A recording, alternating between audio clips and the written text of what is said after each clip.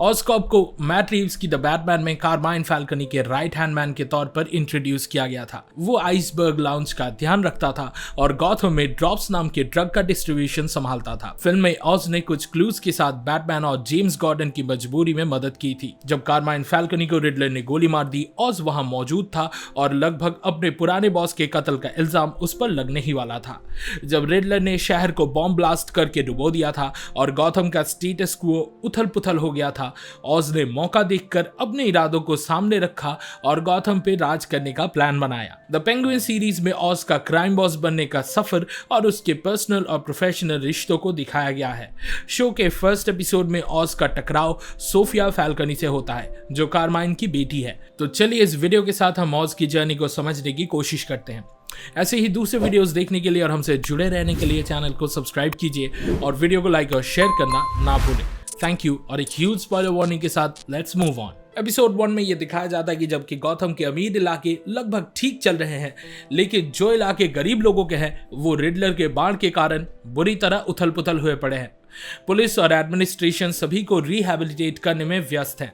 ऐसे में शहर के क्रिमिनल्स के लिए ये एक सुनहरा मौका होता है शहर को अपने कब्जे में लाने का, जो कारमाइन फैल्कनी की मौत के बाद खाली हो गई थी। फिर ऑस्कॉप इस गद्दी को संभालने के लिए निकल पड़ता है। हालांकि आइसबर्ग लॉन्च भी उस बाढ़ से प्रभावित हुआ था, लेकिन ये ऑज को वहां से एक फोल्डर निकालने से नहीं रोकता, जो एक सिक्योर वॉल्ट में रखा गया था। फोल्डर में गॉथम के सबसे पावरफुल लोगों के गंदे करतूतों का कच्चा चिट्ठा होता है। अब इसके साथ ऑज किसी को भी अपने हिसाब से कंट्रोल कर सकता है, लेकिन इसे लेने के बाद जब वो अपने बेस में वापस जाने वाला होता है, तब कारमाइन का बेटा अल्बर्टो फैल्कनी उसे पकड़ लेता है और उससे कहता है कि वो उसे ये फाइल देने के लिए ही वहां आया था और उसे पीने और ड्रग्स लेने के लिए मना लेता है। धीरे धीरे अल्बर्टो अपने प्लान शेयर करता है कि कैसे वो ड्रॉप्स की केमिस्ट्री को चेंज करके इस ड्रग को और भी नशीली बना देगा। जब ऑज इस बारे में ज्यादा जानना चाहता है, अल्बर्टो एरोगेंट हो जाता है, जिससे ऑज को गुस्सा आ जाता है और वो उस पर गोली चला देता है। तुरंत बाद ऑज अपने काम पर पछताता है, लेकिन पछतावे से लाश गायब नहीं होने वाली। जब वो अल्बर्टो की लाश को अपनी गाड़ी तक ले जाने की कोशिश कर रहा था, तब कुछ बच्चे उसकी गाड़ी के रिम्स चुराने की कोशिश कर रहे थे। ऑज गुस्से में फायरिंग कर देता है, जिससे ज्यादातर बच्चे भाग जाते हैं, लेकिन एक लड़का विक्टर एग्विलर पकड़ा जाता है। ऑज उसे पकड़ लेता है और विक्टर को मजबूर करता है कि वो उसकी मदद करे उस लाश को ठिकाने लगाने में। फिर ऑज और विक एक रेड लाइट एरिया में जाते हैं ताकि ऑज के पास एक एलिबाई हो अगर कभी किसी को पता चले कि अल्बर्टो का कत्ल हुआ था। उसके बाद वो कबाड़ खाना जाते हैं। वहां अल्बर्टो की चीजों को वो जला देते हैं और उसकी लाश को एक पुरानी गाड़ी के ट्रंक में छुपा देते हैं। ऑज विक को मारने का प्लान करता है ताकि कोई गवाह ना रहे, लेकिन विक ऑज को कन्विंस कर लेता है कि वो उसके लिए जरूरी हो सकता है और एक नए दोस्ती की शुरुआत होती है।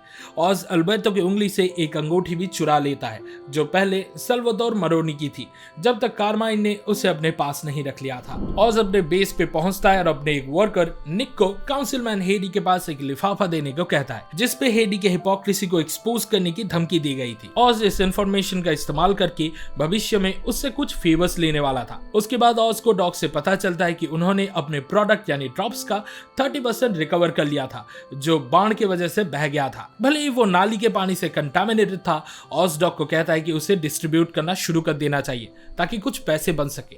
ऑज को यह भी पता चलता है कि उसका एक बड़ा स्टैश ओडेसा मॉब ने चुरा लिया है, जिसका मतलब यह है कि हमें फ्यूचर में वसेली कॉसम का लाइव एक्शन वर्जन भी देखने को मिल सकता है। लेकिन इससे पहले कि ऑज इस इशू को हैंडल कर सके, उसे द फैमिली से कॉल आता है।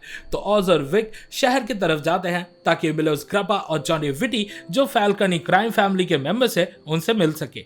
ऑज सोचता है कि वो अच्छी न्यूज सुनेगा, लेकिन ग्रापा कहता है कि वो ड्रॉप्स प्लांट को बंद कर रहा है जो वो ऑपरेट करता है और रॉबिन्सविल शिफ्ट कर रहा है।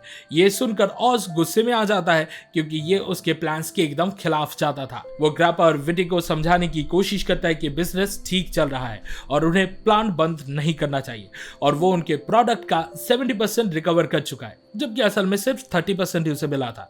जब ये बात भी उन्हें कन्विंस नहीं कर पाता, ऑज नए ड्रग के आने के बारे में बात करता है, जो अल्बर्टो ने मरने से पहले उसे कहा था। उसे कोई हाँ या ना मिलने से पहले ही सोफिया फैल्कनी मीटिंग में आ जाती है। पता चलता है कि वो आर्खम असाइलम में कैद थी और अभी रिसेंटली उसे छोड़ दिया गया है। सोफिया ऑज से अल्बर्टो के बारे में पूछताछ करती है और समझ जाता है कि ये उसका सिग्नल है वहां से चले जाने का, और वो विटी को यकीन दिलाता है कि वो प्लांट को बंद कर देगा जैसे कि वो लोग चाहते हैं। ऑज फैल्कोनी एस्टेट से निकलने की कोशिश करता है, लेकिन सोफिया उसे पकड़ लेती है और लंच के लिए ले जाती है ताकि वो बातचीत कर सके। दोनों अपने बचपन के बारे में बात करते हैं, लेकिन फिर से सोफिया ऑज से अल्बर्टो के बारे में सवाल करने लगती है। वो इस बात पर भी जोर देती है कि जो ड्रॉप्स बिजनेस को रेवोल्यूशनाइज करने का आइडिया ऑज, ग्रैपा और विटी के सामने रख रहा था वो असल में अल्बर्टो का था। ऑज को लगता है कि उसके गले का फंदा और टाइट हो रहा है, इसलिए वो सोफिया के सामने कुछ सच और झूठ के मिलावटी बातें करता है। वो कहता है कि अल्बर्टो ने उसे कुछ महीने पहले शिपमेंट के बारे में बताया था और जबकि उसे ये बात सीक्रेट रखनी चाहिए थी, उसने ग्रैपा और विटी के सामने ये बात बोल दिया क्योंकि वो एक बेवकूफ है। इसके अलावा वो कहता है कि अल्बर्टो एक नशेड़ी है और शायद वो शहर के किसी कोने में भी पड़ा हुआ है और जल्दी घर वापस आ जाएगा। ऑज सोफिया को आइसबर्ग लाउंज पे ले जाने का ऑफर देता है ताकि वो अपनी आंखों से देख सके कि क्या उसने वहां से कुछ चुराया है या नहीं, लेकिन सोफिया इस ऑफर को मना कर देती है और कहती है कि वो उसकी बातों पर विश्वास करती है, भले ही वो असल में ना करती हो। इसके बाद ऑज और विक ऑज की मां के घर जाते हैं उसका हाल जानने के लिए। थोड़ा इधर उधर की बातें करने के बाद ऑज अपनी मां को बताता है कि उसने अल्बर्टो फैल्कनी को मार दिया है और सोफिया को शक है कि उसके भाई का कातिल वही है। ऑज की मां को समझ आता है कि ऑज अपने गुस्से को काबू ना कर पाने के लिए खुद को दोषी महसूस कर रहा है, लेकिन उसकी मां उसको समझाती है कि जो कुछ उसने किया है वो ठीक है और अगर उसको गौथम का बादशाह बनना है तो अपने इंस्टिंक्ट्स को फॉलो करते रहना चाहिए। इस बात पर ऑज और विक अपने प्लान के अगले स्टेज के लिए निकल पड़ते हैं। जब विक को घबराहट होता है तो ऑज उसको थोड़ा मोटिवेशन देता है गौथम के अमीरों और उसे उनके हालत के बारे में बताकर, जिससे विक को इस पार्टनरशिप पे थोड़ा कॉन्फिडेंस आता है। इसके बाद ऑज जेल में सल्वातोर मरोनी से मिलने जाता है और उसे बताता है कि मरोनी के आदमियों को फैल्कनी क्राइम परिवार की नई शिपमेंट को चोरी कर लेना चाहिए और इसके बाद मरोनी और ऑज प्रॉफिट्स को आपस में बांट के फैल्कनीज को इकट्ठा हरा सकते हैं। मरोनी को थोड़ा शक होता है तो वो ऑज को दोबारा ना मिलने को कहता है। तभी ऑज मरोनी को उसकी अंगूठी वापस कर देता है। शायद इससे मरोनी का ऑज पर भरोसा बढ़ जाएगा और उम्मीद है कि वो ऑज के साथ मिलकर काम करने के लिए मान जाएगा। द पेंगुइन एपिसोड 1 के एंड में ऑज वापस रेड लाइट एरिया जाता है ताकि अपना एलिबाई चेक कर सके और वहां उसको सोफिया और उसके आदमी मिलते हैं। ऑज पैनिक करता है और भागने की कोशिश करता है, लेकिन वो पकड़ा जाता है और उसको फैल्कनी एस्टेट ले जाया जाता है।